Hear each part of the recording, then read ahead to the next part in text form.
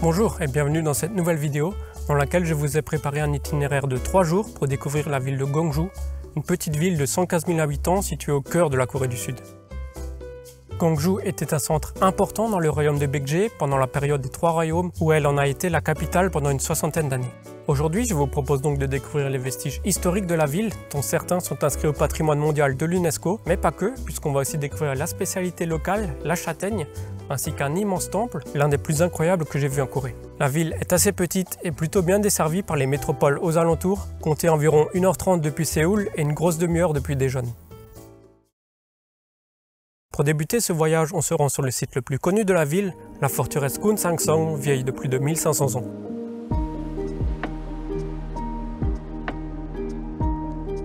En 475, face à la progression de Goguryeo au nord, le roi Munju décide de déplacer la capitale du royaume de Séoul à Gwangju. De par sa position stratégique qui domine le fleuve Geumgang, la forteresse va défendre la ville pendant près de 6 décennies, jusqu'en 538, lorsque le nouveau roi Song décide à son tour de déplacer la capitale pour la ville de Buyo. Et c'est sur ce sommet de la partie ouest que le palais royal de Baekje était présumément installé. Sa position permet de voir toute la ville de Gwangju, et des fouilles ont permis de découvrir des installations comme un étang de rétention d'eau, des bâtiments divers et plusieurs reliques comme des armures par exemple.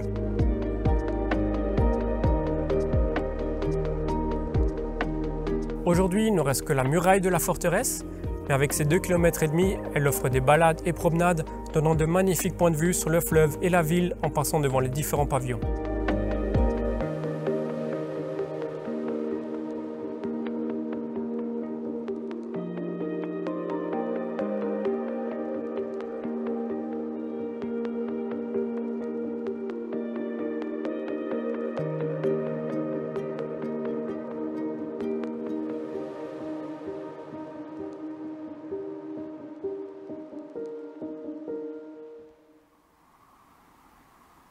Pour finir cette première journée, je vous emmène découvrir la spécialité locale, la châtaigne. Pour ça, je me rends dans un des nombreux cafés qui se trouvent à proximité de la forteresse.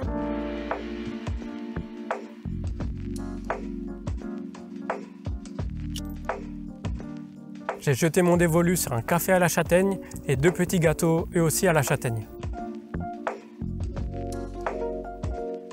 Bon, c'est sympa, mais j'ai pas non plus été transcendé. Si vous êtes dans le coin, pourquoi pas goûter, mais vous n'allez pas rater grand chose si vous passez à côté de ce café.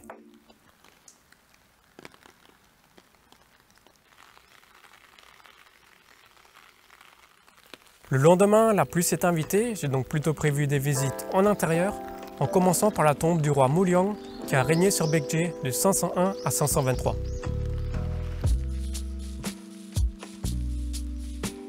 La découverte des tombes du roi et de la famille royale font de la ville une source archéologique importante pour comprendre l'ère Baekje, puisque les tombes intactes de cette époque sont assez rares.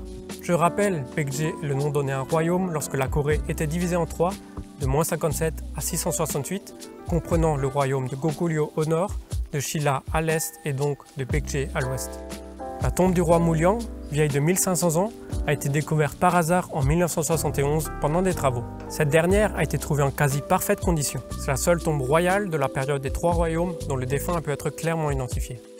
Et pour voir les artefacts trouvés dans la tombe, direction le musée national de Gwangju. Le musée possède 10 000 pièces dont 19 trésors nationaux.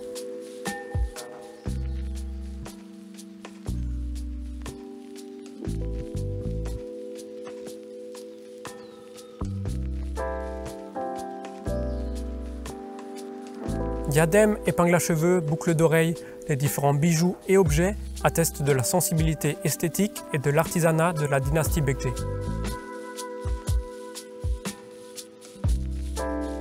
Après cette visite royale pluvieuse, je vais faire un tour au Gwangju Hanok Village, situé à quelques pas du musée. Ici, vous pouvez faire l'expérience de loger dans des hanok, les maisons traditionnelles coréennes, puisque le village est fait pour accueillir les voyageurs. Mais ce qui m'intéresse ici, c'est de me réchauffer les panards dans le bain chaud appelé Jokyok. Le bain est mis à disposition gratuitement, donc profitez-en, ça fait du bien, surtout si, comme pour moi, la météo n'est pas très clémente.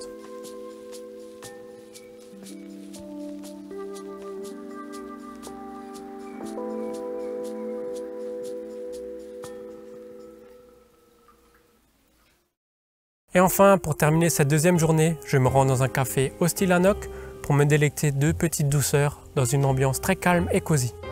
J'ai voulu redonner une chance à la châtaigne, je suis donc parti sur un café à la glace à la châtaigne et un financier lui aussi à la châtaigne. Cette fois, j'ai quand même préféré à la première fois. Le café et le financier étaient tous les deux très bons. Je vous recommande plutôt ce café, bien qu'ils soient un peu plus éloignés.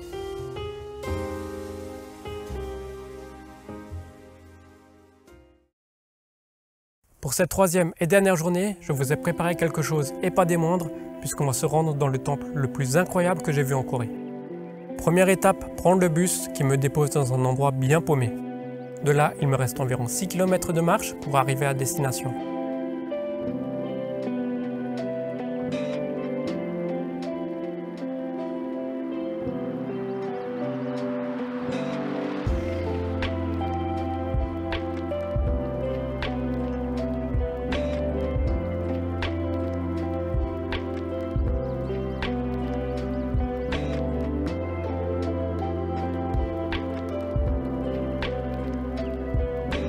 Je traverse tranquillement les petits villages jusqu'à ce que j'arrive à la montagne.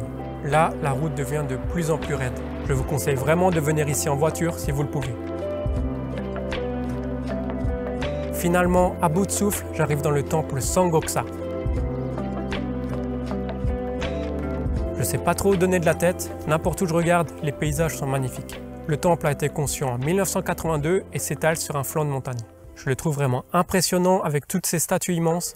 Je n'ai jamais rien vu comme ça en Corée.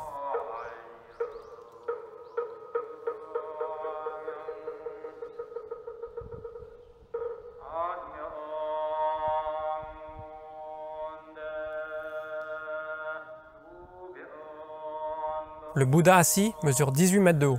Autour de lui, on retrouve 1000 Bouddhas dorés de 1,90 m en forme de fer à cheval sur 210 mètres de long.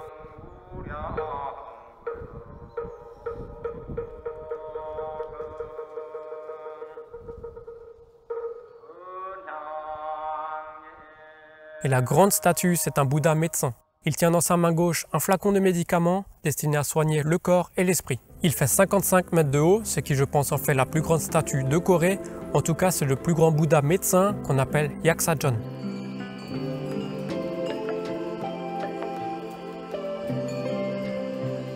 En empruntant le chemin derrière le Bouddha médecin, j'arrive devant la dernière statue du temple. Malheureusement, c'est très difficile d'avoir des infos sur ce temple. Je crois que très peu de personnes viennent ici. Je suis venu un dimanche et il y avait seulement 2-3 voitures de Coréens. Ce qui est dommage, c'est que le temple donne l'impression d'être un peu laissé à l'abandon. En faisant mes recherches, j'ai quand même vu que les statues ont été repeintes il y a quelques années. On peut d'ailleurs voir des personnes travailler sur une des statues quand je suis reparti.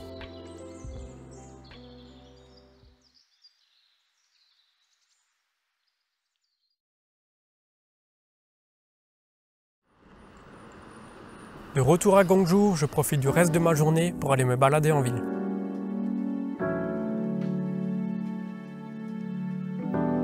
Je passe devant la première maison au style occidental à Gwangju. Dans cette dernière, un couple de missionnaires, Robert et Alice Sharp, y ont vécu. Alice a pris un rôle très important puisqu'elle a ouvert une école de nuit destinée à l'éducation des femmes coréennes. Elle aura entre autres comme élève Yoo Gwan-soon, la Jeanne d'Arc coréenne, morte à 17 ans dans la prison de Sodaemun à Séoul pour son implication dans les mouvements d'indépendance. On reparlera de Yoo Gwan-soon plus en détail une autre fois.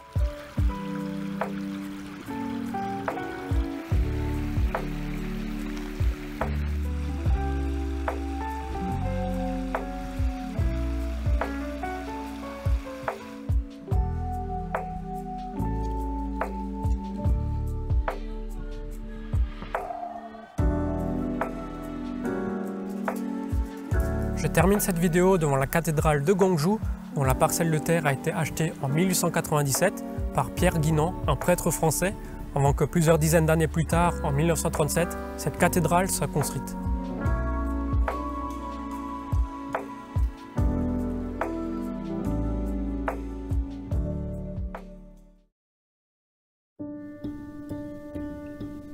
Que dire de Gwangju si ce n'est que j'ai apprécié découvrir cette ville.